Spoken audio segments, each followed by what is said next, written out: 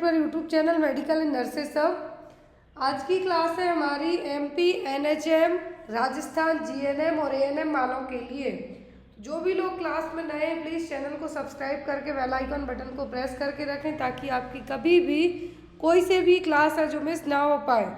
आज की क्लास आपकी बेस्ड ऑन योर सिलेबस के, सिलेबस का मतलब यहाँ पर जैसा आपका सिलेबस दिया गया है, राजस्थान का सिलेबस दिया गया है, एमपी का सिलेबस दिया गया है, अकॉर्डिंग टू दैट सिलेबस है जो आज की क्लास आपकी रहने वाली है। तो यहाँ पर जो भी लोग यदि फर्स्ट टाइम एमपी एनएचएम का पेपर दे रहे हैं तो वो लोग प्रीवियस पेपर एक बार ज़रूर देख के जाएं। वो पेपर आपको ऑफिशियल ऐप पर हमारी अवेलेबल हो जाएंगे। जो भी लोग ऐप डाउनलोड नहीं किए प्लीज़ ऐप डाउनलोड कीजिए, जहाँ पे आपको चैलेंजिंग क्विज ऐड किए जा रहे हैं। क्विज स्पेशली आपके लिए फ्री ऑफ कॉस्ट है, मतलब आपको पूरे क्विज 30 क्विज पर सेट रहते हैं, तो वहाँ पर आपको क्विज आपको फ्री रहने वाले हैं।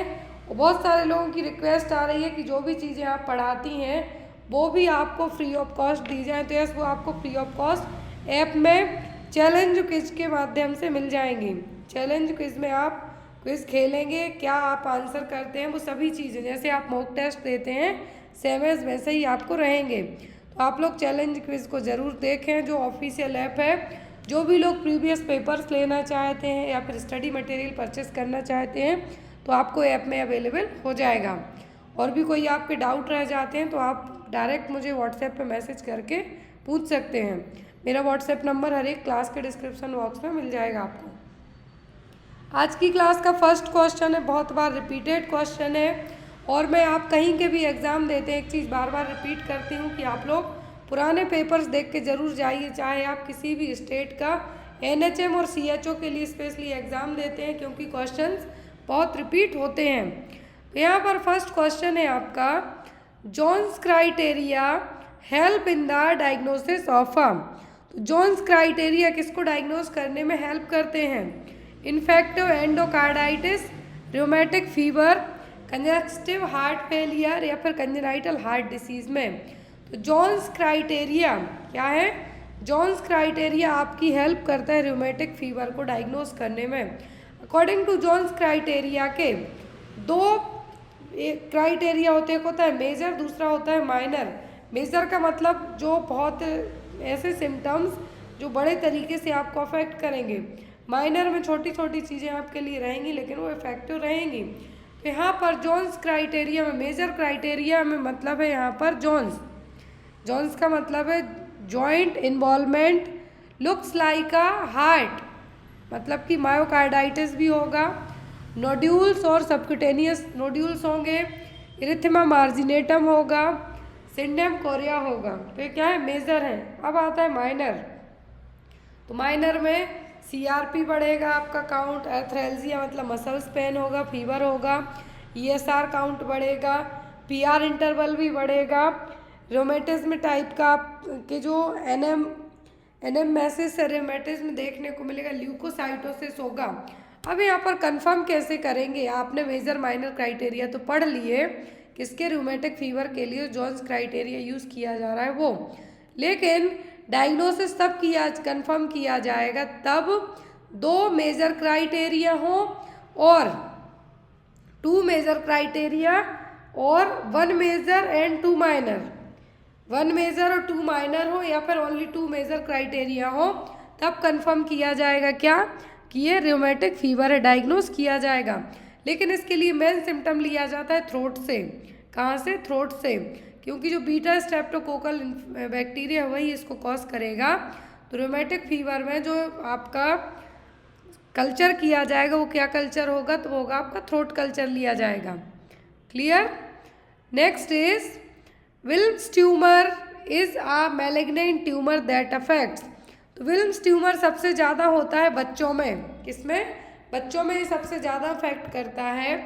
एक तो ये रेयर डिसीज़ है लेकिन होती है तो किसको होती है? बच्चों को होती है। तो यहाँ पर विल्म्स ट्यूमर क्या है? विल्म्स ट्यूमर है जो कहाँ का होगा? तो ये होता है किडनी का। क्या है?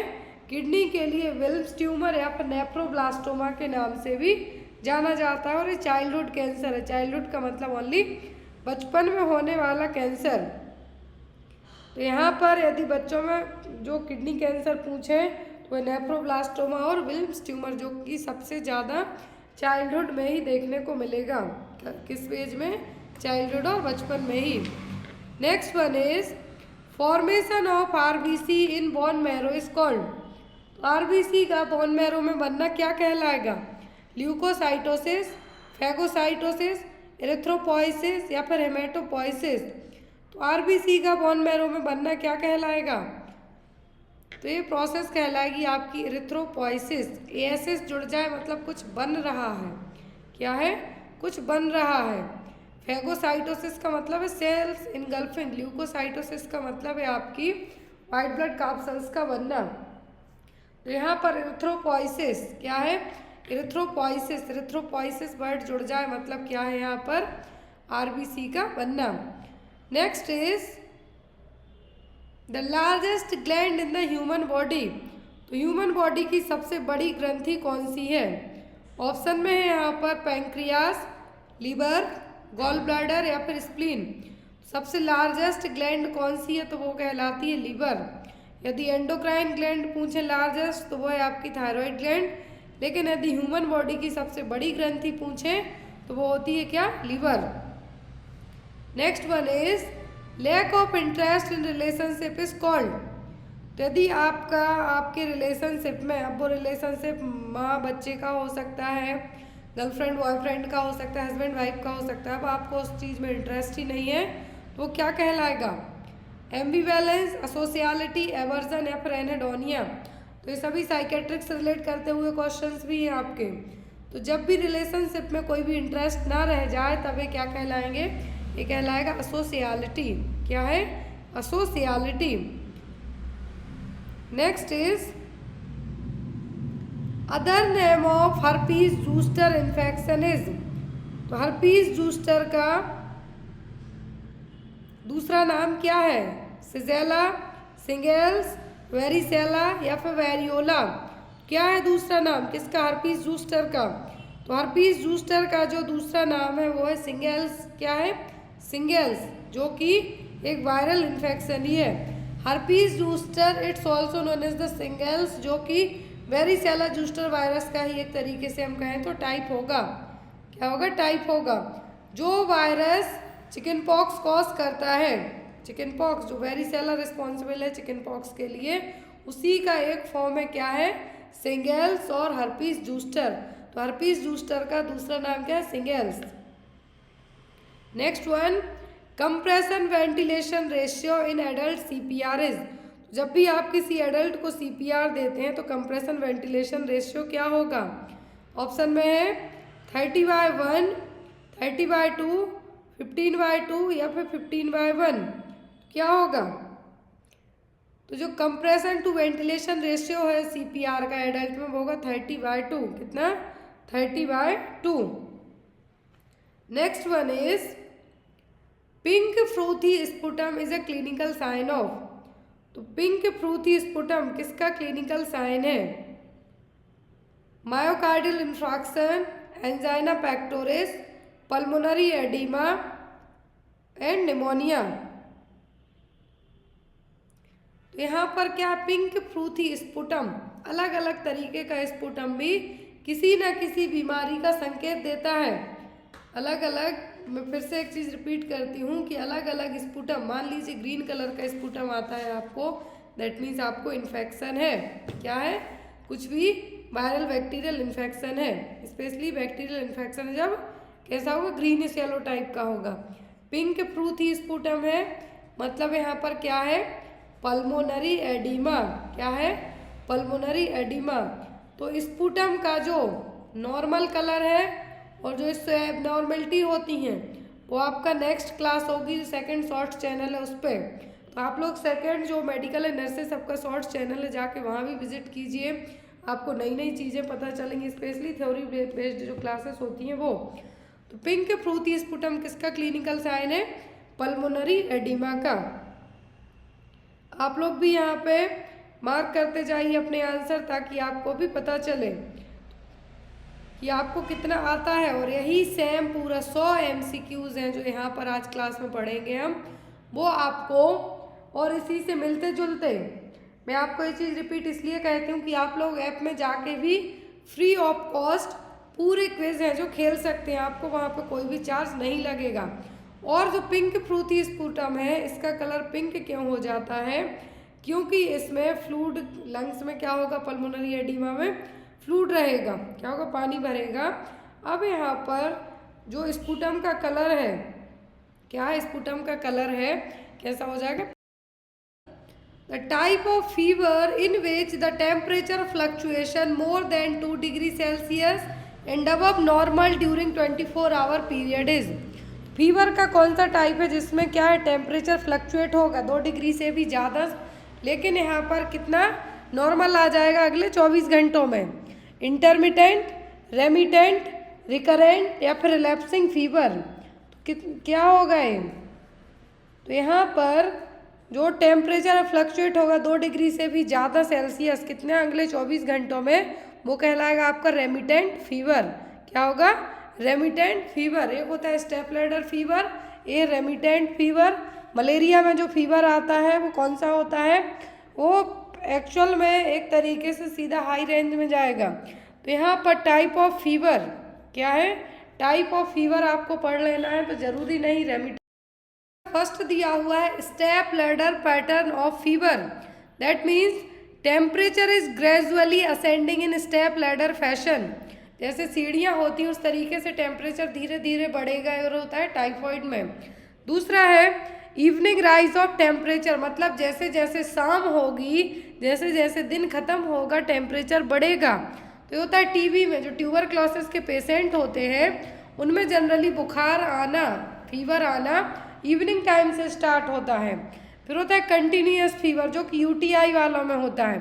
यूटीआई का जो इन्फेक्शन होता है इसमें क्या होगा, कंटिन्यूअस पूरा जो एक रेंज है ये ना तो फ्लक्चुएट होगी, ना घटेगी, ना बढ़ेगी। बढ़ेगा ही ये फीवर, घटेगा तो बिल्कुल भी नहीं होता है यूटीआई में। इंटरमिटेंट में क्या होगा, the temperature elevation is present only for a certain period later cycling back to normal. तो यहाँ पर जो मैंने आपको बताया कि मलेरिया का जो बुखार है क्या है, एक हाई रेंज तक जाके वहीं स्टॉप हो जाएगा।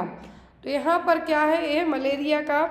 रेमिटेंट मतलब temperature remains above normal through out the day of fluctuation, जिसमें 1 डिग्री सेल्सियस तक टेम्परेचर फ्लक्चुएट होते रहेगा। तो होता है एंडोकार्डाइटिस में। फिर हेक्टिक और स्विंगिंग फीवर। हेक्टिक और स्विंगिंग का मतलब है कि वेरिएट होगा, हाई जाएगा, लो जाएगा, इवन 5 डिग्री तक लो हाई होगा। तो होता है सेप्टिसीमिया में। फिर लो ग्रेड फीवर, तो ये भी टीबी वाले पेशेंट में लंबे टाइम तक 1-1 महीने तक बुखार चलेगा, वो है। तो यहाँ पर क्या होगा, type of fever. Next one, accumulation of fluid in the pericardium is known as. तो पेरिकार्डियम में फ्लूइड का भरना क्या कहलाएगा, pulmonary oedema, cardiac tamponade, cardiac failure या फिर पेरिकार्डाइटिस।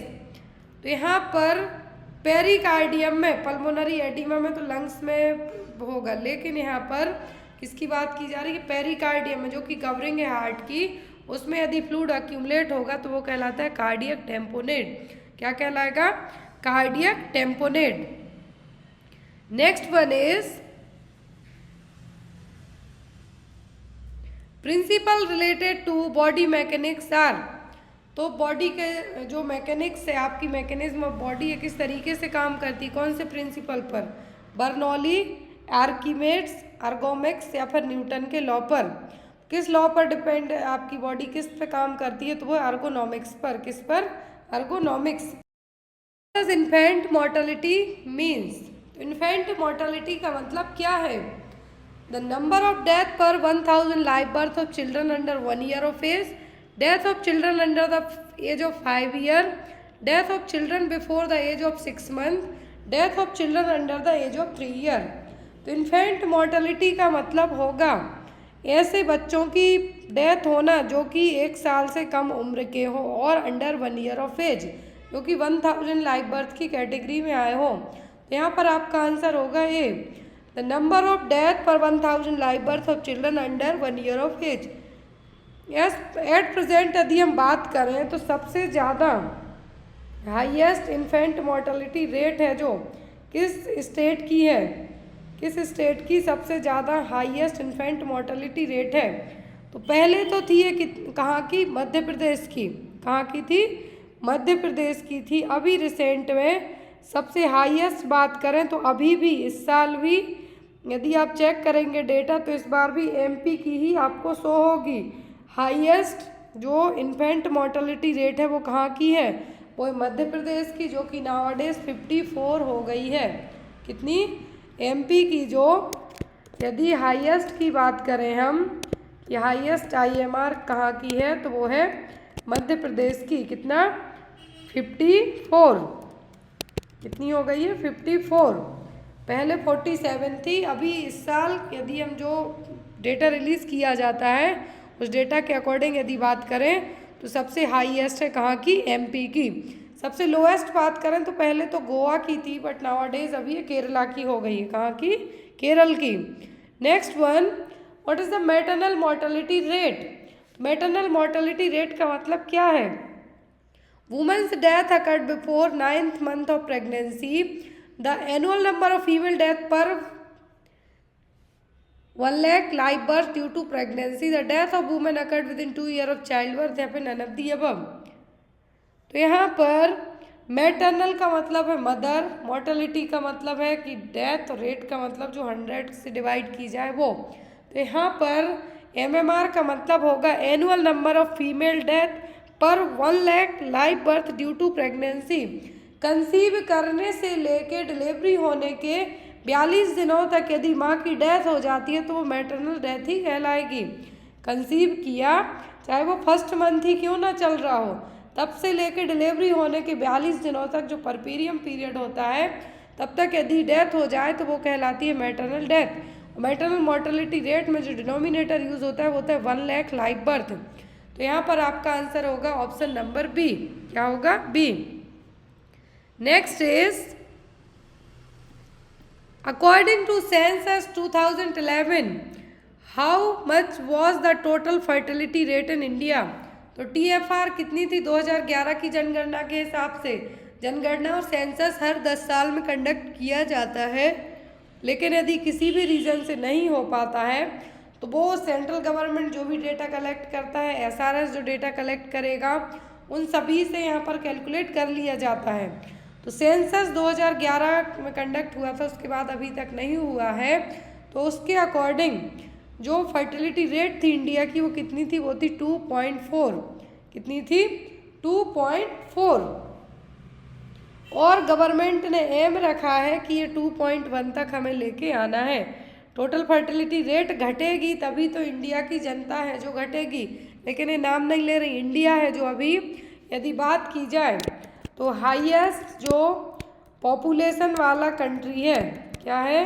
हाईएस्ट पॉपुलेशन वाला कंट्री है वो हमारा इंडिया ही है। इंडिया की जनता ने चाइना को पीछे छोड़ दिया है। Next one is when was the first census was conducted in India? तो भारत में पहली जनगणना कब हुई थी? 1872 में, 2011 में, 1881 में कि 1981 में? तो पहली जनगणना और फर्स्ट सेंसस कंडक्ट किया गया था इंडिया में कब? 1881 को। कब हुआ था? 1881 को। तो 2011 तक है। अब आप ये पूरा डिटेल में देखिए कि जो जनगणना है 2011 तक कितने बार हो चुकी? तो 15 बार तक इंडिया का सेंसस कंडक्ट हो चुका है, और ये एवरी 10 ईयर में कंडक्ट किया जाता है। इसकी स्टार्टिंग तो हुई थी 1872 में। 1872 में उस टाइम पर जो कौन थे वायसराय? ब्रिटिश वायसराय कौन थे? लॉर्ड मायो। एग्जाम में आता है कि जब भारत की जनगणना होना स्टार्ट हुई थी तो जनरल कौन थे? वो थे लॉर्ड मायो। ब्रिटिश जो वायसराय थे वो कौन थे? लॉर्ड मायो। लेकिन पहली जनगणना कंप्लीट इंडिया की हो पाई थी 1881 में। फिर यहाँ पर जो registrar general and census commissioner of India है तो इसके थ्रू जनगणना की गई 1951 से। अब हर 10 साल में की जाती है। 2021 में की जानी थी लेकिन कोविड के कारण ये नहीं हो पाई और ये अभी तक नहीं हुई है। Next one is which state of India has the lowest and highest infant mortality rate expect respectively. तो अब यहाँ पर सबसे ज़्यादा और सबसे कम और सबसे ज़्यादा IMR कहाँ की रही है? मैंने आपको स्टार्टिंग में ही बताया है, ऑप्शन में केरला MP, उड़ीसा झारखंड, गोवा मध्य प्रदेश, महाराष्ट्र एंड उत्तर प्रदेश। तो लोएस्ट और हाईएस्ट की बात की जा रही है IMR की। तो सबसे लोएस्ट तो कहाँ का है? केरला का। सबसे यदि लिटरेट स्टेट पूछें, साक्षरता वाला स्टेट, तो वो है आपका केरला, और इलिटरेट पूछें तो वो है बिहार। लेकिन सबसे लोएस्ट इन्फेंट मोर्टेलिटी की बात की जा रही तो वो है केरला, और हाईएस्ट पर है क्या? मध्य प्रदेश, जहाँ की 54 तक है। तो यहाँ पर आपका आंसर क्या होगा? Kerala and MP। क्या होगा? Kerala and Madhya Pradesh. Next one is the value of human development index in India is. तो अभी रिसेंट की बात की जा रही है कि जो ह्यूमन डेवलपमेंट इंडेक्स है, HDI इंडेक्स है, तो कितना है? 0.633, 0.586, 0.50540 या फिर none of the above। कितना है HDI इंडेक्स? HDI इंडेक्स किस चीज़ पर डिपेंड करता है कि उस देश का जो लिटरेसी लेवल है, एजुकेशन है, पर कैपिटा इनकम है, क्या है? तो ये 4 चीज़ें क्या है? 4 टायर्स हैं जो डिपेंड करते हैं। लाइफ एक्सपेक्टेंसी, एजुकेशन, पर कैपिटल इनकम, ये क्या करेंगी? डिपेंड करेंगी HDI पर। इंडिया की है रिसेंट में 0.633। क्या है? 0.633 है। पहले 2020 में 0.645 थी, बट अभी रिसेंट में कितनी है? 0.633 HDI value. South east Asia से है जो इनका हेड पूछते हैं। डॉक्टर टेड्रोस तो कौन है? पूरे WHO के चीफ माने जाते हैं। लेकिन यहाँ पर साउथ ईस्ट एशिया की तरफ से यदि WHO के रीजनल ऑफिस के हेड पूछते हैं तो वो कौन है? Doctor Roderico H. ऑफ्रिन। कौन है? Doctor Roderico H. ऑफ्रिन, जो कि क्या है? इंडिया की तरफ से रीजनल ऑफिस की हेड हैं। नेक्स्ट है यहाँ पर after completion of basic nursing education a nurse needs to register with the following to practice as RN/RM।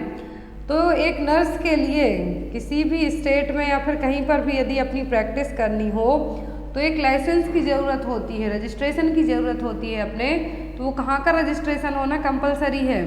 अपनी ग्रेजुएशन और अपनी डिप्लोमा डिग्री कंप्लीट करने के बाद। इंडियन नर्सिंग काउंसिल से, स्टेट नर्सिंग काउंसिल से, trend nursing association of India से या फिर नर्सिंग रिसर्च सोसाइटी से। तो यहाँ पर यदि बात की जाए यदि इसकी कि यदि INC का भी होना चाहिए आपके पास, स्टेट नर्सिंग काउंसिल का होना चाहिए। लेकिन पर्टिकुलर स्टेट में यदि जॉब करते हैं तो आपको वहाँ के स्टेट का रजिस्ट्रेशन होना कंपलसरी। और यदि इस टाइप से आपको क्वेश्चन एग्जाम में आता है कि आपको प्रैक्टिस करने के लिए किस रजिस्ट्रेशन की ज़रूरत होगी, तो वो होगा स्टेट नर्सिंग काउंसिल की। किसकी होगी? स्टेट नर्सिंग काउंसिल की। नेक्स्ट है यहाँ पर ICN was founded in the year. International council of nurses है जो कब बनाया गया था? 1899 में, 1898 में, 1897 में या फिर 1896 में। ICN पूछते हैं तो 1899। हेडक्वार्टर पूछते हैं तो कहाँ पर है? जेनेवा में। याद रखें आप। लेकिन यदि यहाँ पर इंटरनेशनल काउंसिल फॉर नर्सेस पूछा है तो कहाँ पर है हेडक्वार्टर? जेनेवा में। 1899 में इसकी स्थापना हुई थी। लेकिन आपसे INC पूछे, इंडियन नर्सिंग काउंसिल पूछे, तो इसका फाउंडेशन है जो और स्थापना कब हुई थी? 1947 में। कब हुई थी? 1947 में। और इसके जो चीफ है रिसेंट में वो कौन है? प्रेसिडेंट है कौन है INC के? T. दिलीप कुमार। और इसका हेडक्वार्टर कहाँ पर है? न्यू दिल्ली में।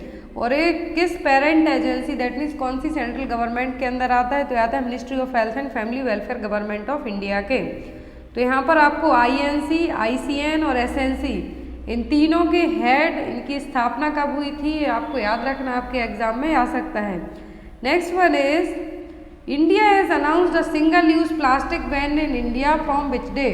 तो भारत में अभी रिसेंट में एक अनाउंसमेंट की गई थी सिंगल यूज़ प्लास्टिक को लेके, तो बैन किया गया है सिंगल यूज़ प्लास्टिक। तो ये कब से बैन किया गया है? जुलाई 1, जुलाई 30, अगस्त 1 या फिर अगस्त 15। तो सिंगल यूज़ प्लास्टिक बैन किया गया है इंडिया में 1 जुलाई से। कब से? सेंट्रल गवर्नमेंट ने अनाउंसमेंट की थी कि 1 जुलाई 2022 से क्या है, जो भी मैन्युफैक्चरिंग है, सेलिंग है, इंपोर्ट है, स्टॉकिंग है सिंगल यूज़ प्लास्टिक पर, इस सभी चीज़ों पर बैन लगाया जाता है। और including the polystyrene and expanded polystyrene, तो ये भी यहाँ पर प्रोहिबिट की गई हैं। कब से? 1 जुलाई 2022 से। तो सिंगल यूज़ प्लास्टिक के अलावा यदि पूछा जाता है तो और क्या बैन हुआ है, तो वो है polystyrene and expanded polystyrene plastic, इन दोनों पर बैन लगाया गया है। 9 मंथ से लेके बच्चे की एज 15 साल तक, तो जब हम MMR वैक्सीन ही देते हैं तो जब बच्चे की एज कितनी हो जानी चाहिए? 9 मंथ कंप्लीट हो जाने चाहिए। 9 month 2 days 3 days 15 days, at least पूरे 9 महीने कंप्लीट हो जाने चाहिए। लेकिन जो MR वैक्सीनेशन कैंपेन है, क्या है? MR वैक्सीनेशन कैंपेन है, इसमें जो एज रखी गई थी वो थी 9 महीने से लेके 15 साल तक, जिसमें जो भी बच्चे ऑलरेडी MM और MMR वैक्सीन लगवा चुके हैं उनके लिए कैंपेन है जो लगाया गया था। तो यहाँ पर आपको MR वैक्सीनेशन का जो कैंपेन है एग्ज़ाम में आता है, तो यहाँ पर याद रखना है एज 9 महीने से लेके कितनी? 9 मंथ, लेकिन 15 साल से कम। 9 महीने कंप्लीट हो जाने चाहिए लेकिन 15 साल से कम एज है जो रहनी चाहिए। और जो यहाँ पर नेशनल MR वैक्सीन का कैंपेन है, आई थिंक फर्स्ट टाइम 2017 के आसपास लगाया गया था, लेकिन आप इसको फिर भी एक बार चेक कर लेना कि जो MR वैक्सीन है इसका जो एज है, तो मुझे कंफर्म है कि 9 महीने कंप्लीट होना चाहिए लेकिन 15 साल से कम होना चाहिए एज।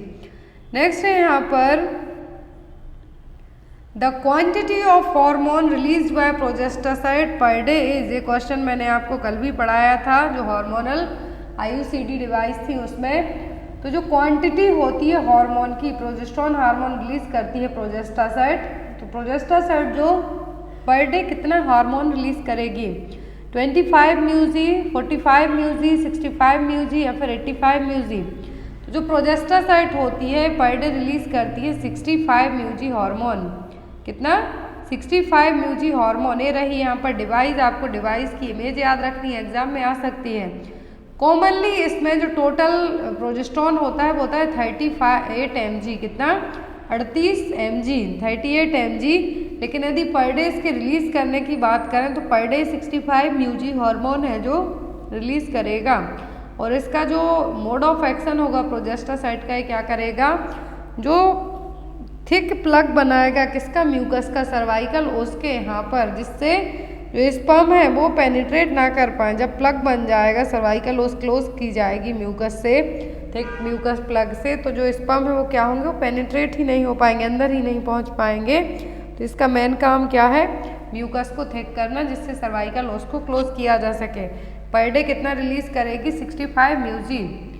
और टोटल कितना होता है इसमें? 38 mg।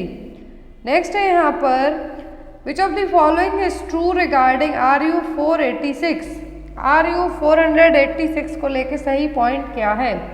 It prevents from fertilization, has affinity for oestrogen receptors, single dose of 10 mg prevents pregnancy in 90% cases, या फिर कॉज डिलेड मेंस्ट्रुएशन।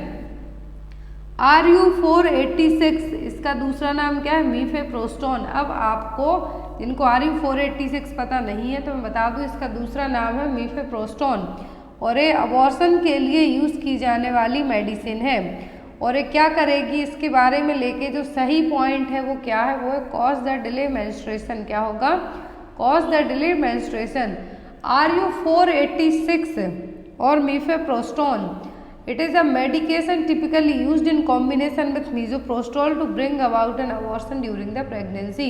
यदि आप प्रेग्नेंट हो गए हैं तो मिसोप्रोस्टोल के साथ में मीफेप्रोस्टोन 486 को है जो दिया जाएगा, और इसका जो कॉम्बिनेशन है 97% है जो इफेक्टिव होगा।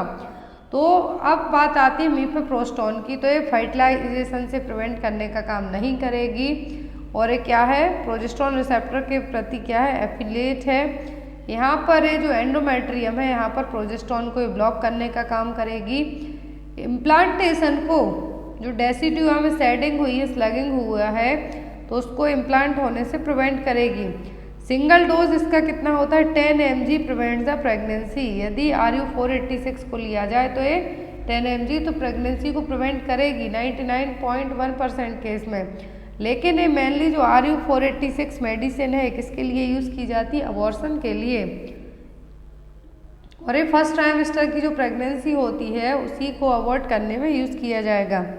नेक्स्ट वन है यहाँ पर vitamin A in vegetable source is called. तो विटामिन ए को जो वेजिटेबल सोर्स है क्या कहा जाएगा, रेटिनॉल, कैरोटीन, पेंटोथेनिक एसिड या फिर कैल्सीफेरॉल। तो विटामिन ए, डी, ई के सभी क्या है, फैट सोल्यूबल विटामिन है। लेकिन विटामिन ए का वेजिटेबल सोर्स क्या कहलाएगा, कैरोटीन। क्या होगा, कैरोटीन।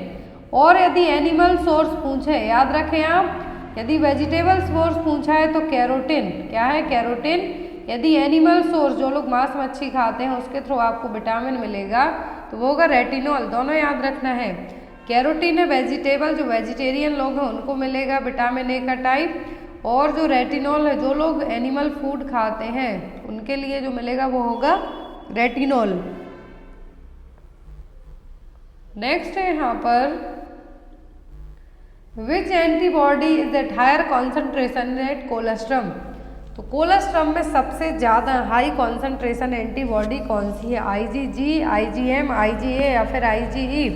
आज के लिए आपको क्वेश्चन है कि कौन सा इम्यूनोग्लोबुलिन है जो कि किस में रहेगा, ह्यूमन मिल्क में और कोलेस्ट्रम में रहेगा। तो यहाँ पर हायर कंसंट्रेशन है जो कोलेस्ट्रम में कौन सा है, तो कोलेस्ट्रम की बात करें तो सबसे ज़्यादा हायर कंसंट्रेशन में होगा IgG। कौन सा, IgG। नेक्स्ट है यहाँ पर milk secretion in breast of mother is influenced by mother's. तो यहाँ पर जो माँ अपने बच्चे को ब्रेस्ट फीड करवाती है, लैक्टेटिंग मदर है, तो जो मिल्क का सीक्रेशन हो रहा है ब्रेस्ट में तो ये मदर के किस चीज़ पर इन्फ्लुएंस करेगा या फिर डिपेंड करेगा, nutritional status, state, physiological state, hormonal state या फिर all of the above. Milk का सीक्रेशन जो ब्रेस्ट से हो रहा है, कोलेस्ट्रम निकल रहा है, तो ये डिपेंड करेगा माँ के न्यूट्रिशनल स्टेटस पर। माँ यदि कुपोषित है तो ब्रेस्ट से मिल्क निकलना है जो ना के बराबर होगा। फिजियोलॉजिकल स्टेट का मतलब माँ की कंडीशन कैसी है। हार्मोनल स्टेट का मतलब है कितना ऑक्सीटोसिन, कितना प्रोलैक्टिन हार्मोन है जो रिलीज किए जा रहे हैं इस पर भी। तो आपका जो आंसर होगा वो क्या आएगा, option number D, all of the above. क्या होगा, all of the above. Next one is let down reflex is responsible for the. Let down reflex किसके लिए रिस्पॉन्सिबल होंगे, मिल्क सीक्रेशन के लिए, मिल्क इजेक्शन के लिए, मिल्क एब्जॉर्प्शन के लिए या फिर मिल्क डाइजेशन के लिए। तो लेट डाउन रिफ्लेक्स है, क्या है, लेट डाउन रिफ्लेक्स है, ये किसके लिए रिस्पॉन्सिबल है, तो ये होगा मिल्क इजेक्शन के लिए। लेट डाउन रिफ्लेक्स और मिल्क इजेक्टिंग रिफ्लेक्स वो क्या है यहाँ पर, वो होगा ऑक्सीटोसिन के थ्रू। और प्रोडक्शन किसके थ्रू होगा, प्रोलैक्टिन के थ्रू। नेक्स्ट है यहाँ पर Bitot spot is the characteristics features of which deficiency. Bitot spot ये कौन से विटामिन की या फिर मिनरल की कमी के कारण होंगे, कैल्शियम की, विटामिन डी की, विटामिन ए की या फिर विटामिन सी की। तो बाइटॉट स्पॉट देखने को मिलेंगे आपको विटामिन ए की कमी के कारण। इस तरीके से यहाँ पर जो आँख आपको दिख रही है, जो स्पॉटिंग देखने को मिल रही है। केरेटिन जो कि ह्यूमन की जो कंजक्टिवा है वहाँ पर केरेटिन क्या होना स्टार्ट हो जाएगा, वहाँ पर केरेटिन का जो फॉर्मुलेशन है या फिर बिल्डअप है जो होना स्टार्ट हो जाएगा। तो ये क्या कहलाएगा, बाइटॉट स्पॉट, जो कि यहाँ पर ओवल हो सकता है, ट्रायंगुलर हो सकता है, रेगुलर इन शेप में जो है हो सकता है। जो इमेज आप देख रहे हैं यहाँ पर स्पॉट आप देख रहे हैं नीचे की तरफ आपको दिख रहा है। तो जो बाइटॉट स्पॉट है इसमें क्या होगा, केरेटिन बिल्डअप होना स्टार्ट होगा कहाँ पर, कंजक्टिवा में, ह्यूमन आइज की कंजक्टिवा में केरेटिन बनना स्टार्ट होगा, जो कि या तो ओवल शेप में हो सकता है, ट्रायंगुलर शेप में हो सकता है या फिर किसी भी शेप में हो सकता है। जो कि साइन है विटामिन ए की कमी का, जिससे कॉर्निया है जो कैसी रहेगी, ड्राई रहेगी, ड्राइनेस देखने को मिलेगी। और एक और क्वेश्चन आपको एग्जाम में आता है आँखों को लेके कि जब आँखों की क्लीनिंग की जाती है, आइस क्लीनिंग की जाती है तो कैसे की जाती है? Inner to outer canthus. आपको याद रखना है जब भी आइस क्लीनिंग पूछी जाए तो inner to outer canthus. Next है यहाँ पर Alma Ata conference on health was held in. तो अल्मा अटा कॉन्फ्रेंस है जो कब हुई थी? 12 सितंबर 1978 को, 14 सितंबर 1968 को, 14 सितंबर 1978 को या फिर अनब्दी अबब। तो जो अल्मा अटा कॉन्फ्रेंस हुई थी ये हुई थी 12 सितंबर 1978 को। कहाँ पर हुई थी ये? तो ये जो प्राइमरी हेल्थ केयर के लिए इस कॉन्फ्रेंस में जो प्राइमरी हेल्थ केयर है पीएचसी है इसको भी डिसाइड किया गया था 12 सितंबर 1978 को। पहले कजाकिस्तान था, सोवियत सोशलिस्ट रिपब्लिक का जो यहाँ पर कंट्री है कजाकिस्तान, वहाँ पर इसकी क्या हुई थी? बैठक हुई थी। फिर इसी में हेल्थ फॉर ऑल है जो इसी बैठक के थ्रू है जो हेल्थ फॉर ऑल 1978 में लिया गया था। नेक्स्ट वन है यहाँ पर which of the following is not a content of drug kit A provided eight sub centre. तो सब सेंटर में किट ए और किट बी प्रोवाइड करवाई जाती हैं। तो कौन सा कंटेंट है जो सब सेंटर में किट ए प्रोवाइड करवाई जाती है? वो उसका नहीं है। Oral rehydration salt, tablet paracetamol और PCM, tablet cotrimoxazole and last one is the vitamin D. तो किट ए और किट बी दोनों कहाँ पर प्रोवाइड की जाती है? सब सेंटर में। अब सब सेंटर में जो किट होती है किट ए उसमें जो नहीं होगा वो होगा टैबलेट पैरासीटामोल, क्योंकि जो टैबलेट पैरासीटामोल है सब सेंटर की किट बी में रहेंगी। आपने पढ़ा है कि किट ए किट बी सब सेंटर में जो किट मिलेंगी किट ए मिलेगी किट बी मिलेगी। इनका कंटेंट मैंने आपको बोला था, आपको इनका कंटेंट याद रखना है। तो किट ए में जो सामान नहीं है वो क्या होगा? वो होगा टैबलेट पैरासीटामोल।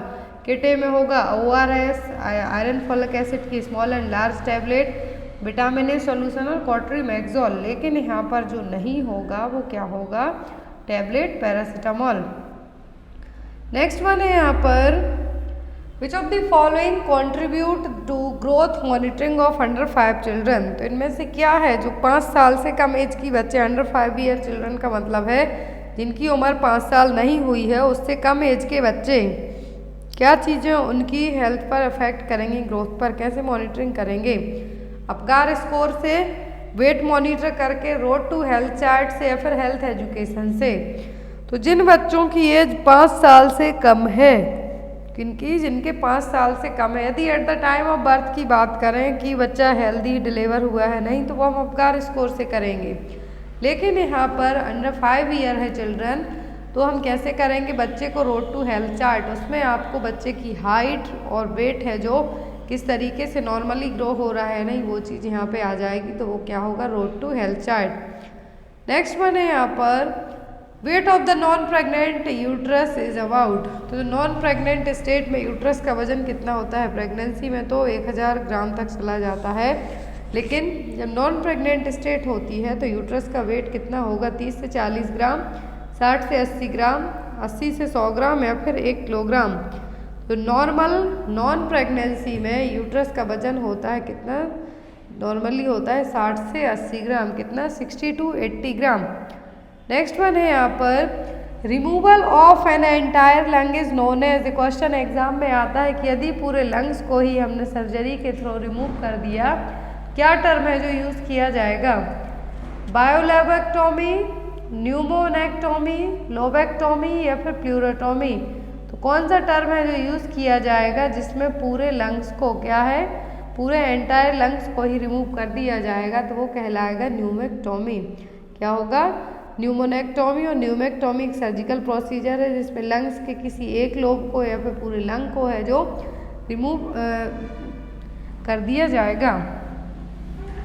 यदि एक लोब को रिमूव किया जाता है तो वो होगा लोबेक्टोमी। लेकिन यदि लंग के ज़्यादा पार्ट को, सेगमेंट को रिमूव करेंगे तो वो होगा सेगमेनेक्टोमी। लेकिन पूरे एंटायर लंग की बात हो रही है तो क्या कहलाएगा? न्यूमेनेक्टोमी। नेक्स्ट वन है यहाँ पर the neonate is clean in the diversion of. तो न्यूनेटल बेबी हुआ है, after the delivery newborn baby को हम क्लीन करते हैं, ड्राई करते हैं। तो बेबी की जब हम क्लीनिंग करते हैं किस वे में करेंगे? Side by side, back to front, cephalocaudal या फिर नन ऑफ द अबव। जब हम बेबी की जो क्लीनिंग करते हैं तो किस मैनर में करेंगे? बच्चे को पहले साइड से पोंछेंगे, क्लीन करेंगे, बैक से पहले पीछे क्लीन करेंगे, फिर आगे, या फिर हेड टू टोय। सेफेलो का मतलब हेड टू टोय। तो जो यहाँ पर हम क्लीनिंग करेंगे वो होगी हेड टू टोय। कौन सी? हेड टू टोय क्लीनिंग और सेफेलोकॉइडल क्लीनिंग है जो करेंगे। नेक्स्ट वन है यहाँ पर फर्टिलाइजेशन टेक्स प्लेस एट। तो फर्टिलाइजेशन कहाँ पर होता है? इंटरस्टिशियल स्पेस में, इनफंडिबुलम में, एम्पुला में, या फिर नन ऑफ दीज में। तो फर्टिलाइजेशन कहाँ पर होता है? फैलोपियन ट्यूब के एम्पुला पार्ट में। कहाँ पर? फैलोपियन ट्यूब के एम्पुला पर। After the measurement of oral temperature the thermometer must be clean from. तो यदि आपने ओरल टेम्परेचर चेक किया थर्मामीटर से, तो ओरल टेम्परेचर चेक करने के बाद आप थर्मामीटर को किस तरीके से क्लीन करेंगे? फ्रंट से, फ्रंट टू बैक से, from stem to bulb of thermometer, या फिर none of the above.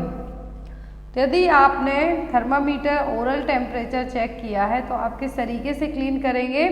From stem to bulb. कहाँ से? स्टीम से बल्ब की तरफ। यहाँ पर जो आपको एक इमेज दिख रही है एग्जाम में आई थी इसलिए यहाँ पे ऐड की हुई है। लेकिन यदि आपको पूछा जाता है कि ओरल में बात हो रही है तो किस तरीके से क्लीन करना है? Stem to bulb.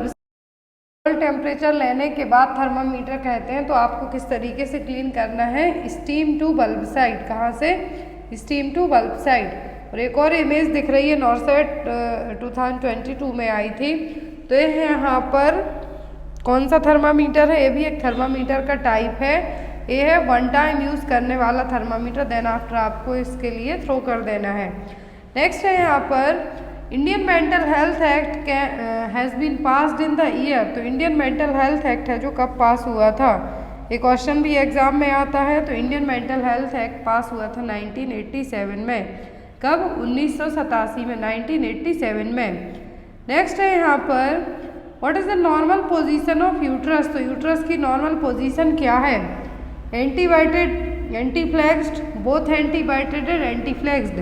तो यहाँ पर जो आपके लिए क्वेश्चन लाए गए हैं आपके नॉर्सेट के अलावा जो लोग CHO का एग्ज़ाम भी दे रहे हैं उनके लिए भी हेल्पफुल रहने वाले हैं। तो यहाँ पर जो नॉर्मल पोजीशन होती है यूट्रस की वो होती है एंटीबाइटेड, एंटीफ्लेक्स्ड। कैसी होगी? एंटीबाइटेड, एंटीफ्लेक्स्ड। नेक्स्ट है यहाँ पर क्वेश्चन आपका most important question, which of the following haemoglobin value denotes anaemia in a pregnant women. तो कौन सी वैल्यू रिप्रेजेंट करेगी कि प्रेगनेंसी में जो लेडी है, प्रेग्नेंट वुमेन है, उसको क्या हो गया? एनीमिया हो गया। एनीमिया का मतलब यहाँ पर हिंदी में कहें तो खून की कमी हो गई है उसके लिए। तो कौन सा टर्म है जो यहाँ कितनी वैल्यू है ये चीज़ रिप्रेजेंट करेगी? हीमोग्लोबिन 11%, HB 12%, HB 9% या फिर HB 13%। तो प्रेगनेंसी में हीमोग्लोबिन का जो लेवल है जब 9% से भी कम हो जाए तब लेडी किस में कंसीडर की जाएगी?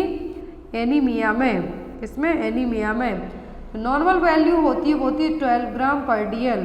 लेकिन अकॉर्डिंग टू WHO के नॉर्मली आप यदि बात करते हैं तो यदि बिलो 11 जा रहे हैं तब आपको क्या कहा जाएगा? एनीमिया। लेकिन प्रेगनेंसी में जब यही हीमोग्लोबिन लेवल 9 to 10.9 ग्राम पर DL चला जाता है, मीन्स बिलो 9 जाता है, तो ये क्या है आपका? ये हो जाएगा एनीमिया। फिर माइल्ड, मॉडरेट, सीवियर कैटेगरी आती है। एग्जाम में क्वेश्चन बहुत बार आता है, यदि माइल्ड एनीमिया है तो बिलो 9 रहेगा, मॉडरेट है तो 7 to 9 तक रहेगी रेंज, सीवियर है तो 4 to 7 तक के रेंज रहेगी। नेक्स्ट वन है यहाँ पर what is the duration of pregnancy in human being. तो ह्यूमन बीइंग में प्रेगनेंसी कितने टाइम तक के लिए रहेगी? 10 लूनार मंथ तक और 10 lunar month, 9 calendar month plus 7 days, 40 weeks या फिर ऑल ऑफ दी अबव। तो जब हम LMP कैलकुलेट करते हैं तो कैसे करते हैं? जिसमें 9 जो first day of last menstrual period हम यूज़ करेंगे, 9 मंथ प्लस 7 डेज ऐड करते हैं, 10 लूनार मंथ ऐड हो जाते हैं। यदि हम 28 दिन का मंथ काउंट करेंगे तो वो यहाँ पे 10 लूनार मंथ हो जाएंगे, और वीक्स में करें तो 40 वीक्स। तो ये क्या हो जाएगा? All of the above. का आंसर होगा D, all of the above. Next one है यहाँ पर vitamin A supplementation is given to children from the age of 1 to 6 year for every. तो जिन बच्चों की एज 1 साल से 6 साल तक हो जाती है तो उनको विटामिन ए सप्लीमेंट दिया जाता है। तो कब दिया जाता है? एवरी 3 मंथ में, एवरी 6 मंथ में, ईयरली या फिर एवरी 8 मंथ में। तो जिन बच्चों की एज 1 से 6 साल तक हो जाती है तो उनको विटामिन ए सप्लीमेंट दिया जाता है एवरी 6 मंथ में। कब? एवरी 6 मंथ में विटामिन ए का डोज है जो दिया जाता है। कितना दिया जाता है ये भी एग्जाम में आता है। तो यदि बच्चे की एज 12 महीने से 59 मंथ तक, 59 मंथ तक हम कहें या फिर 6 ईयर तक कहें तो 2 लाख यूनिट आयु, और यदि यहाँ पर 1 साल से कम है तो 6 महीने से 11 महीने तक है तो 1 लाख। नेक्स्ट है यहाँ पर breast is the modification of which gland. तो ब्रेस्ट है ये किस ग्लैंड का मॉडिफिकेशन है? चेंजेबल फॉर्म है। सेबेसियस ग्लैंड का, बर्थोलिन ग्लैंड का, स्वेट ग्लैंड का या फिर एंडोक्राइन ग्लैंड का। तो जो ब्रेस्ट है किसका मॉडिफिकेशन है? कौन सी ग्रंथि का मॉडिफिकेशन है? तो ये स्वेट ग्लैंड का। किसका?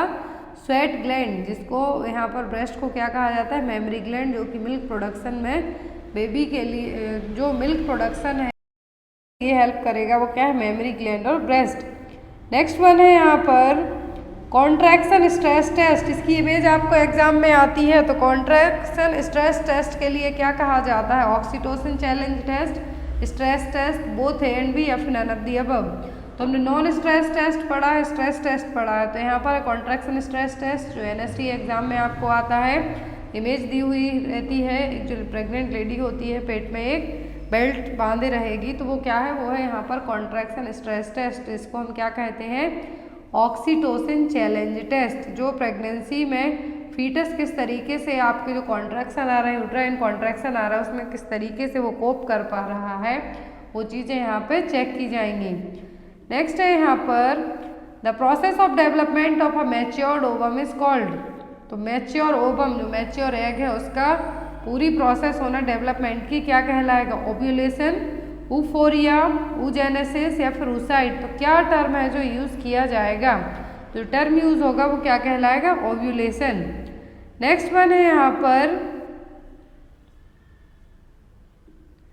विच of the following stage of labour is called the observational stage. देखिए लेबर की 4 स्टेज होती है, first, second, third, fourth. First stage कहलाती है cervical dilatation stage, second stage कहलाती है बेबी की एक्सपल्सन स्टेज, थर्ड स्टेज होती है placental expulsion stage. Third stage में प्लेसेंटा बाहर आएगा। फोर्थ स्टेज होती है ऑब्जर्वेशनरी स्टेज। तो यहाँ पर आपका जो क्वेश्चन है कि ऑब्जर्वेशनरी स्टेज कौन सी है, तो वो fourth stage of labour. Next है यहाँ पर परपीरियम स्टार्ट्स विथ। तो परपीरियम पीरियड कब स्टार्ट होता है? एक्सपल्सन ऑफ द फीटस से, एक्सपल्सन ऑफ द प्लेसेंटा से, इनिशिएशन ऑफ ब्रेस्ट फीडिंग से या फिर ऑनसेट ऑफ लेबर से।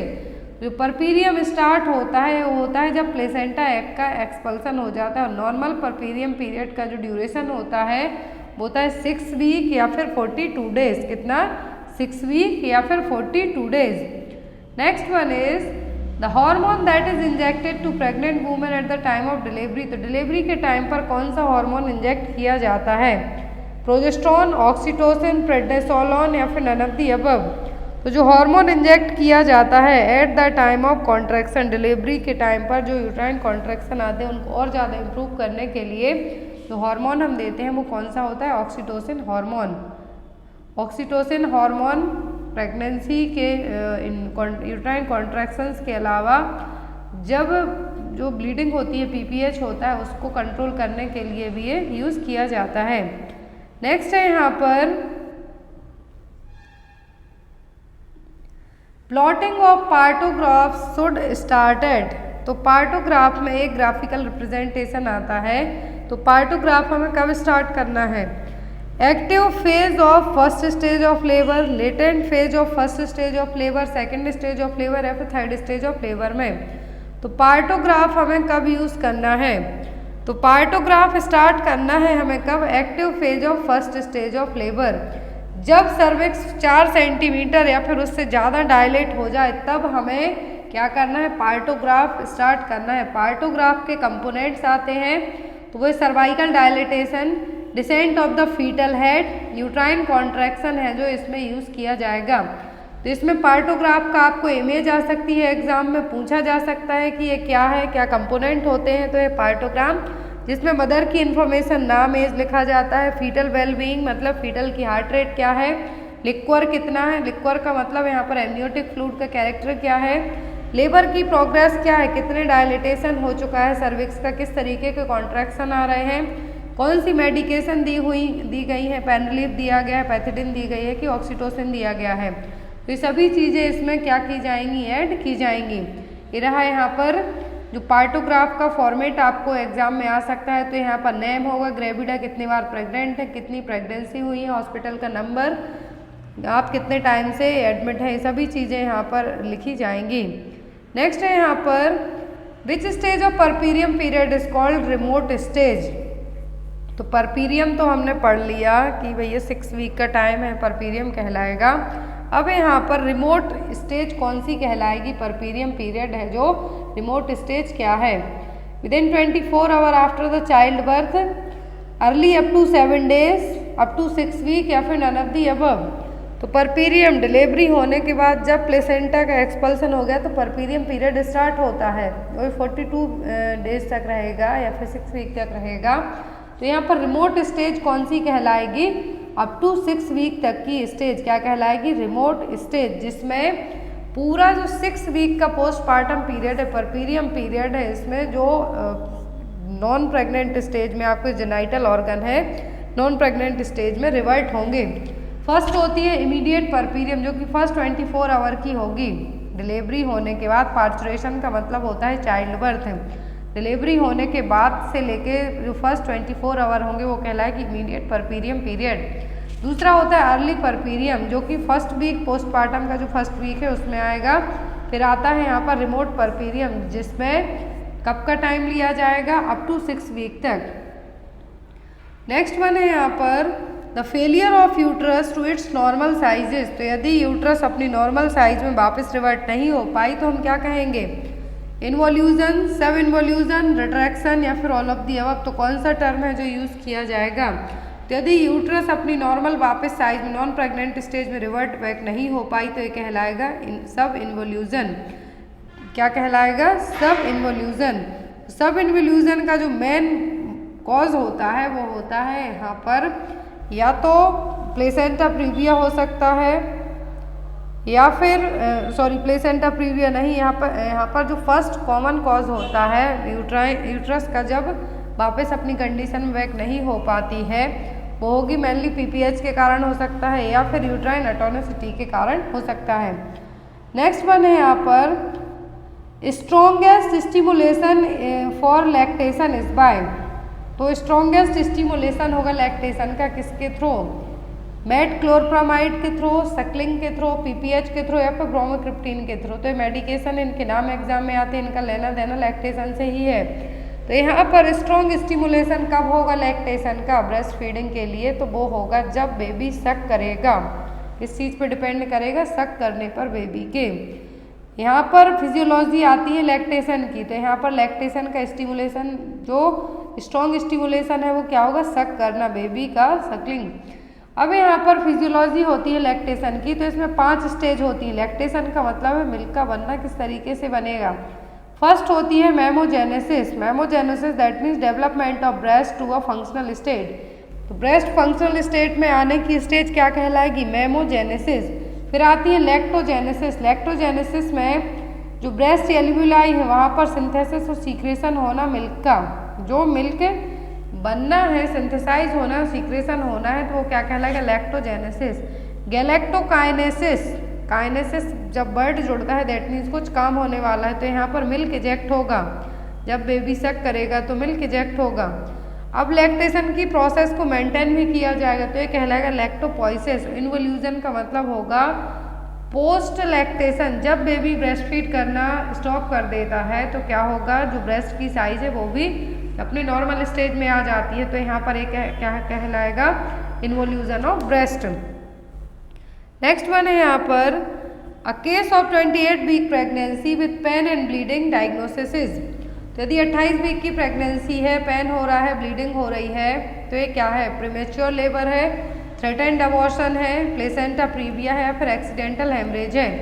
तो यहाँ पर जितने भी ऑप्शन दिए हुए हैं, प्रीमेच्योर लेबर में बिफोर 36 वीक के जब डिलीवरी होने वाली होती है, लेबर पेन आएंगे, वो होगा प्रीमेच्योर लेबर। थ्रेटेंड अबॉर्शन या प्रीमिस्ड अबॉर्शन हम जिसको कह सकते हैं, तो ये बिफोर 20 वीक के ही होगा। प्लेसेंटा प्रीविया में क्या होगा, ब्लीडिंग होगी लेकिन पेन नहीं होगा। अब ये क्या है, एक्सीडेंटल हेमरेज है। क्या है, एक्सीडेंटल हेमरेज है। प्लेसेंटा प्रीविया में ब्राइट रेड वेजाइनल ब्लीडिंग होगी लेकिन विदाउट पेन के, इसमें किसी भी तरीके का पेन नहीं होगा और सेकंड हाफ ऑफ प्रेगनेंसी में होने के चांसेस ज़्यादा रहेंगे। नेक्स्ट वन है यहाँ पर, after delivery the dose of tablet calcium carbonate with vitamin D3 is. तो डिलीवरी के बाद कैल्शियम कार्बोनेट और विटामिन B3 की टैबलेट का डोज दिया जाता है, तो ये कितना दिया जाता है, 1 tablet a day for 6 months, 2 tablet a day for 6 months, 2 tablets a day for 9 months या फिर 3 tablets a day for 6 months। तो टैबलेट दी जाती है कैल्शियम की और विटामिन D3 की, तो ये दी जाती है 6 मंथ के लिए। तो ये कितनी दी जाती हैं, तो पर डे 2 टैबलेट्स, कितनी, 2 टैबलेट। यहाँ पर ऑस्टिफिट नाम की है, लेकिन आपका जो केमिकल कंपोजिशन आपको वो याद रखना है। कैल्शियम कार्बोनेट ब्रांड नेम अलग अलग नाम से भी मिल जाती है मार्केट में। विटामिन D3 की जो टैबलेट दी जाती है वो दी जाती है 2 टैबलेट डेली, 2 टैबलेट लेना है 6 मंथ तक। नेक्स्ट है यहाँ पर, oxytocin challenge test is contraindicated in all except. तो जो हमने ऑक्सीटोसिन स्ट्रेस टेस्ट पढ़ा है वो सभी केस में कॉन्ट्रा इंडिकेटेड है किसी एक को छोड़कर। प्रीवियस टू सिजेरियन सेक्शन, यदि आपके 2 बार पहले सिजेरियन सेक्शन हो चुका है, LSCS के थ्रू डिलीवरी हुई है, तब oxytocin challenge test contraindicate रहेगा। History of preterm labour, preterm labour की हिस्ट्री रही है तब भी oxytocin challenge test contraindicate होगा। फिर आता है breech presentation and placenta praevia. तो ये सभी केस में कॉन्ट्रा इंडिकेट है, मतलब ऐसे केस में हमें ऑक्सीटोसिन चैलेंज टेस्ट नहीं करना है, लेकिन जिसमें कर सकते हैं तो वो है ब्रीच प्रेजेंटेशन। कौन सा है, ब्रीच प्रेजेंटेशन।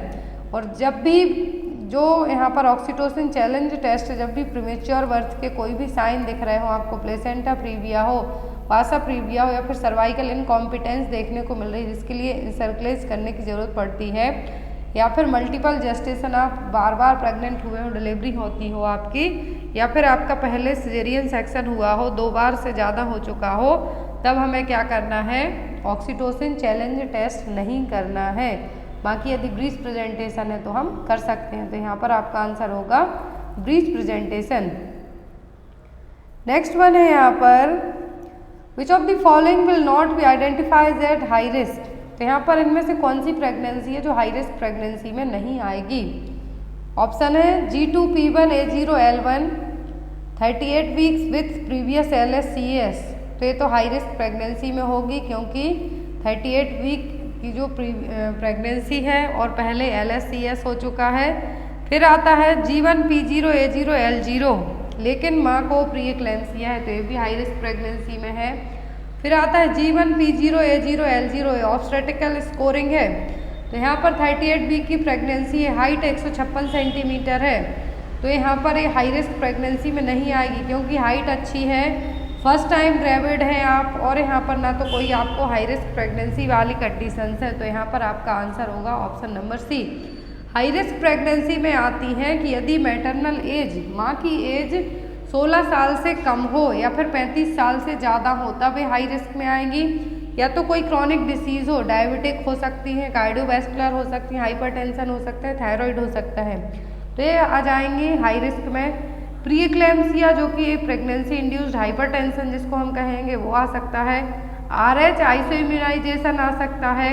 स्टिल बर्थ का मतलब है हिस्ट्री रही हो पहले कि बार बार आपका यूट्रस में ही जो गर्भ है उसी में आपके बच्चे की डेथ हो गई हो, तो वो भी आएंगी। IUGR जो इंट्रायूट्राइन ग्रोथ रिस्ट्रिक्टेड बेबी है वो, या तो आपकी पहले 42 वीक के बाद डिलीवरी हुई है, सभी किस में आएंगे, ये आएंगे आपके हाई रिस्क प्रेगनेंसी में। नेक्स्ट है यहाँ पर, new non hormonal contraceptive pill available in government institution. तो अभी रिसेंट में जो नई नॉन हार्मोनल है लेकिन गवर्नमेंट इंस्टीट्यूट में अवेलेबल करवाई जाने वाली कॉन्ट्रासेप्टिव पिल है तो वो कौन सी है, छाया, माला डी, मालायन या फिर अंतरा। तो यहाँ पर जो अभी रिसेंट में नॉन हार्मोनल है तो वो है यहाँ पर छाया। कौन सी है, छाया। छाया क्या है, नॉन हार्मोनल, जिसको हम सेंट्रोक्रोमेन टैबलेट के नाम से भी जानते हैं, पिल है एक। और जो दूसरी है अंतरा, एग्जाम में ये भी आती है, DMPA और अंतरा। अंतरा और DMPA सेम ही नाम है। एवरी 3 मंथ में इंजेक्टेबल कॉन्ट्रासेप्टिव है, जिसमें डेपो-प्रोवेरा मेथॉक्सी प्रोजेस्टेरॉन हार्मोन है जो रहेगा हर 3 महीने में इंट्रामस्कुलर रूट से अपर आर्म और बटक्स में इसको लगवाना है। नेक्स्ट है यहाँ पर what is the number of feeding tube use to feed newborn. तो न्यूबॉर्न बेबी में कितने नंबर की फीडिंग ट्यूब यूज की जाएगी। फ्रेंच में जो डायमीटर होता है वो फ्रेंच में होता है 6, 8, 9 या फिर 10। तो न्यूबॉर्न बेबी में जो फीडिंग ट्यूब होगी वो कितने नंबर की यूज की जाएगी, 6 नंबर की। नेक्स्ट है यहाँ पर in how many days umbilical cord falls in normal full term healthy newborn. तो यदि हेल्दी न्यूबॉर्न है, क्या है, बेबी यदि हेल्दी है तो जो अम्बिलिकल कॉर्ड है कितने दिनों के अंदर अपने आप फॉल डाउन हो जाएगी, 2 से 3 दिन में, 3 से 5 दिन में, मोर देन 7 डेज या फिर मोर देन 14 डेज। एक क्वेश्चन और आता है कि अम्बिलिकल कॉर्ड में कितनी वेन्स आर्टरी होती हैं। तो 2 आर्टरी 1 वेन होती है। आर्टरी डीऑक्सीजनेटेड ब्लड को कैरी करती है, वेन ऑक्सीजनेटेड ब्लड को कैरी करती है। और यदि अम्बिलिकल कॉर्ड के यहाँ पर आपको ड्राइनेस देखने को मिलती है तो आपको क्या लगाना है, तो यहाँ पे आपको कुछ भी नहीं लगाना है। और यहाँ पर क्वेश्चन है कि अम्बिलिकल कॉर्ड अपने आप कितने दिन में गिर जाती है, तो 3 से 5 दिन में अपने आप फॉल डाउन हो जाएगी। मोस्ट इंपॉर्टेंट क्वेश्चन, इमेज आपको एग्जाम में या तो आ सकती है या फिर पूछा जा सकता है कि गुड अटैचमेंट साइन क्या है।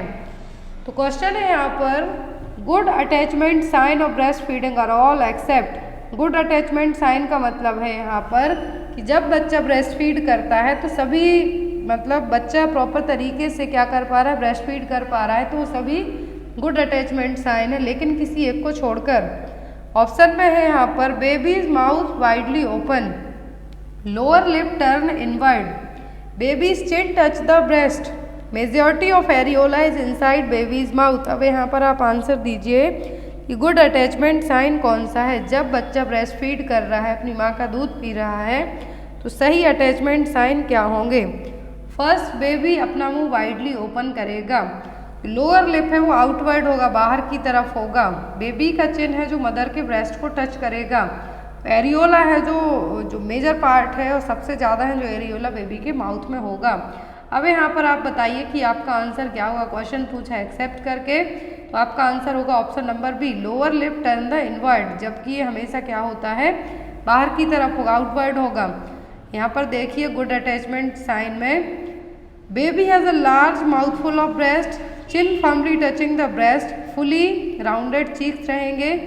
बेबी जब अपनी फीडिंग फिनिश कर लेगा तो वो अपने आप ही ब्रेस्ट को छोड़ देगा। और यहाँ पर पेन फ्री होगी ब्रेस्ट फीडिंग। जब आप बेबी को ब्रेस्ट फीड कराएंगे तो क्या होगा, पेन फ्री ब्रेस्ट फीडिंग होगी। नोज है जो बहुत ज़्यादा क्लोज रहेगी। नेक्स्ट है यहाँ पर below what weight hepatitis B vaccine is not recommended to be given. तो जब यहाँ पर बच्चे का वजन है, यहाँ पर below what weight hepatitis B vaccine is not recommended to be given. तो यहाँ पर कितना वजन है, यदि कितने वेट से कम है बच्चे का वजन, तब हम उसको हेपेटाइटिस बी वैक्सीन नहीं देंगे। तो at the time of birth vaccine दी जाती हैं, hepatitis B vaccine, BCG vaccine and oral polio vaccine. अब यहाँ पर बात की जा रही है कि हेपेटाइटिस बी वैक्सीन हम कितने वजन के बच्चे को नहीं दे सकते हैं। दैट मीन्स यहाँ पर यदि बच्चे का वजन कितना हो, 2 किलो से भी कम हो, बच्चे का वेट 2 kg से कम होता है, तब हम उसको हेपेटाइटिस बी वैक्सीन नहीं दे सकते। हम उस टाइम तक वेट करेंगे कि बच्चे का वजन है जो कितना हो जाए, 2 किलो क्रॉस कर जाए, 2 kg क्रॉस हो जाए, तब हम उसको हेपेटाइटिस बी इंट्रामस्कुलर रूट से है जो दे सकते हैं। लेकिन जब तक हमें हेपेटाइटिस बी वैक्सीन नहीं देना है, जब तक कि बच्चे का वजन कितना हो जाए, 2 किलो से ज़्यादा ना हो जाए। 2 किलो से कम के बच्चे को, जब बच्चे का वेट 2 kg से कम होगा, हम उसको हेपेटाइटिस बी वैक्सीन नहीं दे सकते। नेक्स्ट वन इज, अब यहाँ पर आपको या तो इमेज आ सकती है इस तरीके के क्वेश्चन की, या फिर आपके लिए डायरेक्ट पूछा जा सकता है। क्वेश्चन है यहाँ पर, fertilization of two different ovum released in the same cycle is known as. दो डिफरेंट ओवम लेकिन जो एक ही सेम मेंस्ट्रुअल साइकिल में रिलीज हुए हैं उनका यदि फर्टिलाइजेशन होगा तो वो क्या कहलाएंगे? सुपरफिटेशन, सुपरफिकेंडेशन, फीटस अकार्डियाकस या फिर फीटस पेपरिकस। तो क्या टर्मिनोलॉजी यूज़ की जाएगी यदि एक सेम साइकिल में दो डिफरेंट ओवम रिलीज हुए हैं और उनका फर्टिलाइजेशन हो जाता है तो वो क्या कहलाएंगे? वो कहलाएंगे सुपरफिकेंडेशन। क्या कहलाएंगे? सुपरफिकेंडेशन। सुपरफिटेशन, दोनों टर्म अलग अलग है। सुपरफिकेंडेशन का मतलब कि एक सेम साइकिल में जो दो ओवम रिलीज हुए फर्टिलाइज हो गए तो वो सुपरफिकेंडेशन। सुपरफिटेशन का मतलब है fertilization of two ovum in different cycle. दो ओवम हैं जो अलग अलग मेंस्ट्रुएशन साइकिल में क्या हुए हैं, इंटरकोर्स करने के बाद जो यहाँ पर फर्टिलाइजेशन हुआ है, दो ओवम का जो दो अलग मेंस्ट्रुअल साइकिल में रिलीज हुए हैं उनका, वो प्रोसेस कहलाएगी सुपरफिटेशन। सुपरफिटेशन में देखिए इस इमेज से इजीली क्लियर होगा आपको। मान लीजिए एक ओवम है, जो एक ओवम यदि आज रिलीज हुआ है, आज फर्टिलाइजेशन हुआ है, तो आफ्टर जो सेकेंड 28 डेज की यदि मान लीजिए नॉर्मल मेंस्ट्रुअल साइकिल है तो उसमें रिलीज होता है। तो यहाँ पर जो दो बार अलग अलग दो बार फर्टिलाइजेशन होता है तो वो क्या कहलाएगा? सुपरफिटेशन, क्योंकि यहाँ पर जो मेंस्ट्रुअल साइकिल है वो अलग अलग है। नेक्स्ट वन है यहाँ पर, cord prolapse is defined as. तो कॉर्ड प्रोलैप्स का मतलब क्या है? When the size of cord is short, cord having multiple infection conditions, cord is located outside the vulva, cord is lying inside the vagina. तो cord prolapse के लिए जो term use किया जाएगा वो होगा यहाँ पर कि जब कॉर्ड है जो आउटसाइड द वुल्वा दिखाई दे। कहाँ पर? आउटसाइड द वुल्वा, तो ये होगा कॉर्ड प्रोलैप्स। क्लिनिकल टाइप होते हैं कॉर्ड प्रोलैप्स के, ओवर्ट कॉर्ड प्रोलैप्स, जब कॉर्ड वेजाइना में रह जाएगी लेकिन क्या है, cord lies inside the vagina और outside the vulva following the rupture of membrane, जो कि मोस्ट कॉमन टाइप है। कॉर्ड और फ्यूनिक प्रेजेंटेशन, जो कि कॉर्ड कहाँ हो जाएगी? स्लिप डाउन हो जाएगी प्रेजेंटिंग पार्ट से, तो क्या होगा? Cord presentation. फिर आता है ऑकुल्ट कॉर्ड प्रेजेंटेशन, जिसमें यहाँ पर क्या है, the cord is placed by the side of the presenting part and is not felt by the fingers. Presenting part में स्लिप हो गई है लेकिन इंटरनल एग्जामिनेशन जब आपने किया तो उस टाइम पर ये फील नहीं होगी। कॉर्ड प्रोलैप्स होता है तो जो पोजीशन दी जाती है पेशेंट के लिए वो कौन सी पोजीशन है, जिससे हम यदि कॉर्ड प्रोलैप्स हो गई है तो उसको पेशेंट से क्या कर सकते हैं? कॉर्ड प्रोलैप्स के पेशेंट, कॉर्ड प्रोलैप्स हो गई यदि किसी पर्सन की, फीमेल की, तो उसको हम ट्रेंडलाइन वर्क पोजीशन देके प्रिवेंट कर सकते हैं। Next and most important question, anterior fontanelle is ossified as. तो एंटीरियर फॉन्टेनेल है, किस एज में ऑसिफिकेशन होगा? मतलब यहाँ पर क्या हो जाएंगे, एक तरीके से हम कहें तो मर्ज हो जाएंगे, ऑसिफिकेशन हो जाएगा। ऑप्शन में 1 month after the birth, 2 month after the birth, 6 month after the birth, 18 month after the birth या फिर 25 मंथ आफ्टर द बर्थ। तो यहाँ पर जो फॉन्टेनेल है, क्या है? फॉन्टेनेल, इनका ऑसिफिकेशन होगा। तो यदि इनिशियली सबसे पहले जो ऑसिफिकेशन होता है वो होता है पोस्टीरियर फॉन्टेनेल का, किसका? पोस्टीरियर फॉन्टेनेल का, और बाद में होता है एंटीरियर का। एंटीरियर का होता है 18 month after the age. 18 month after the age में क्या होगा? यहाँ पर एंटीरियर फॉन्टेनेल है, क्लोज होंगे। एंटीरियर फॉन्टेनेल का नाम है ब्रैगमा, जो कि लार्ज रहेंगे। पोस्टीरियर फॉन्टेनेल का दूसरा नाम है लैम्डा, जो कि स्मॉल शेप में रहेंगे। और जो एंटीरियर है, एंटीरियर फॉन्टेनेल ब्रैगमा है, 1.5 साल की एज में या फिर हम 18 महीने कह सकते हैं, इस एज में क्या हो जाते हैं? इनका ऑसिफिकेशन हो जाएगा। फिर यहाँ पर बात आती है कि जो यहाँ पर ऑसिफिकेशन के अलावा आपको एग्जाम में आता है कि कौन से सूचर्स रहेंगे। तो यहाँ पर एंटीरियर फॉन्टेनेल में 4 सूचर्स कनेक्ट होंगे, पोस्टीरियर में 3। नेक्स्ट है यहाँ पर, during intrauterine life neural tube is closed completely. तो इंट्रायूट्राइन लाइफ में न्यूरल ट्यूब है जो कब क्लोज हो जाते हैं? On very first day, on 5th day, by 11th day या फिर bye 4th to 5th day. तो कहा जाता है कि कंसीव करने से लेके ही या फिर कंसीव करने के पहले से ही फॉलिक एसिड की टैबलेट ली जाना स्टार्ट कर जाती हैं। क्यों? क्योंकि न्यूरल ट्यूब डिफेक्ट से हम बच सकें, जेडी को प्रिवेंट कर सकें। तो यहाँ पर जब हमें बेबी को प्रिवेंट करना है NTD से, तो जो वही न्यूरल ट्यूब है कब क्लोज हो जाती है यूट्राइन लाइफ में, तो ये हो जाती है 4th to 5th डे में। कब? 4th to 5th डे में क्या हो जाती है? क्लोज हो जाएगी। नेक्स्ट वन है यहाँ पर recommended disinfecting specific to killing to corona virus. तो कोरोना वायरस को किल करने के लिए कौन सा डिसइंफेक्टेंट है जो कि यूज़ किया जाएगा? ऑप्शन में कार्बोलिक एसिड, लाइजॉल, फिनॉइल या फिर सोडियम हाइपोक्लोराइड। तो जो मोस्टली डिसइंफेक्टेंट है वो है HIV के जो लिनन हो जाए या फिर एड्स पेशेंट के कपड़े हो जाएं या फिर कोरोना वायरस वाले, तो क्या होगा? Sodium hypochloride.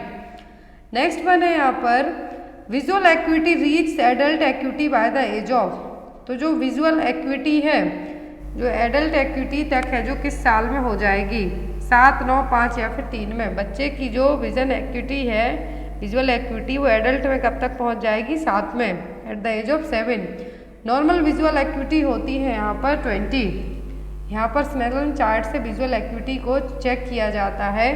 1/16 डिग्री जो क्या है? नॉर्मल विजन है, और परफेक्ट विजन माना जाता है 1/100 डिग्री तक। लेकिन यदि जब आपको बात आती है एग्जाम में, क्वेश्चन दिया जा सकता है कि स्नेलन चार्ट को आप कितने दूर खड़े होकर रीड आउट करेंगे, तो स्नेलन चार्ट को रीड किया जाता है 20 फीट तक। आपसे और स्नेलन चार्ट के बीच का जो गैप है कितना होना चाहिए?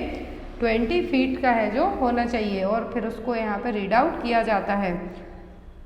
नेक्स्ट वन है यहाँ पर the antenatal diagnosis of all of the following condition is feasible except. तो सभी केस में यदि एंटीनेटल डायग्नोसिस हो जाता है तो फीजिबल है, किसी एक को छोड़कर। Huntington Korea, down syndrome, severe combined immunodeficiency syndrome या फिर एनएन्सेफेली।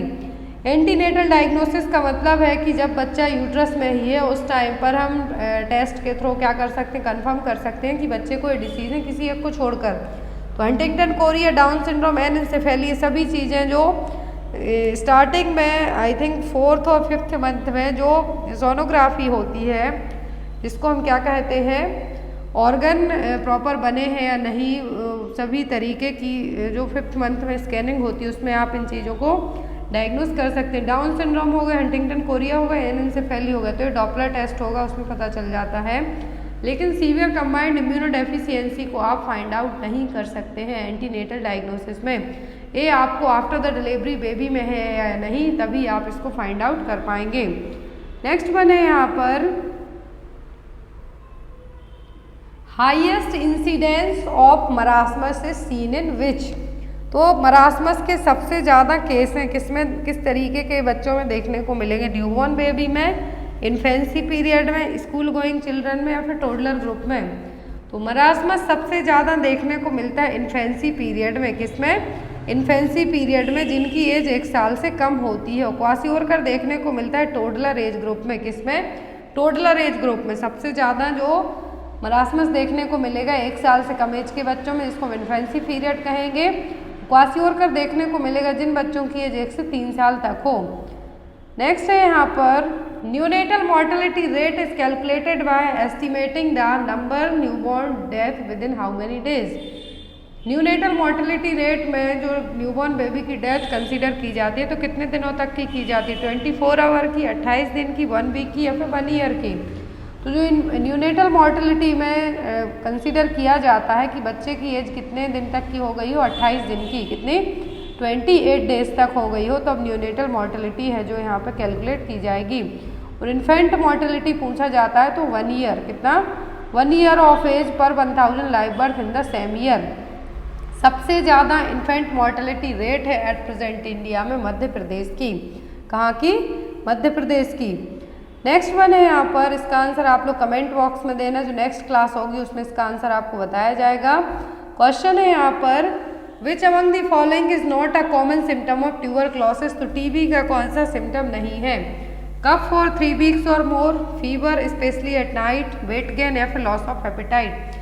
कौन सा साइन है जो टीबी का नहीं है? तो आई होप आपको आज की क्लास अच्छी लगी हो तो लाइक करके अपने फ्रेंड्स में ज़रूर शेयर करना।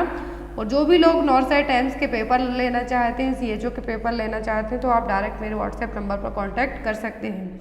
Thank you for watching us. Bye bye, good night, take care.